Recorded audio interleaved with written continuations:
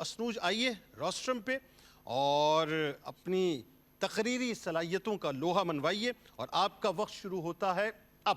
جب عشق کی آگ دل میں لگ جائے تو ہاتھ فولاد کی مانند ہو جاتے ہیں صدر علی وقار، کمزور قدم پہاڑ سر کر لیتے ہیں اور گمنام چہرہ تاریخ کا عنوان بن جاتا ہے۔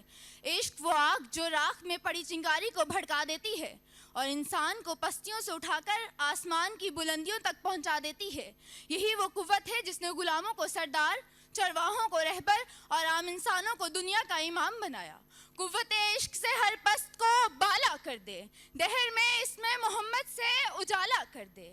اس عشق نے ڈھلتی ہوئی زندگی کو نئی سحر دی ہے صدر علی وقار کہ یہ عشق ہی تو تھا جس نے حضرت ابوبکر کو صدیق اکبر بنایا۔ جب عشق نے عدل کا لباس اوڑھا تو فاروق اعظم کے روپ میں جلوہ گر ہوا۔ جب عشق اپنی میراث پر پہنچا تو حضرت عثمان ذوالنورین بنے۔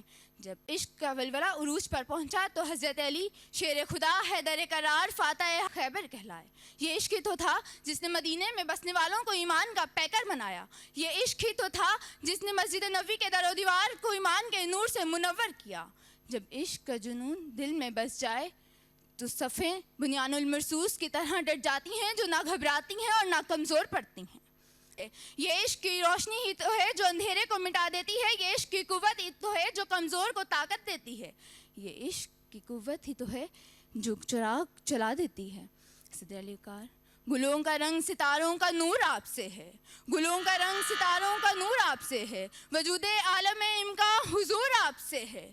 نفس نفس ہونٹوں پہ ہے درود و سلام، ہمارا شعور حضور آپ سے ہے، ہمارا شعور حضور آپ سے ہے۔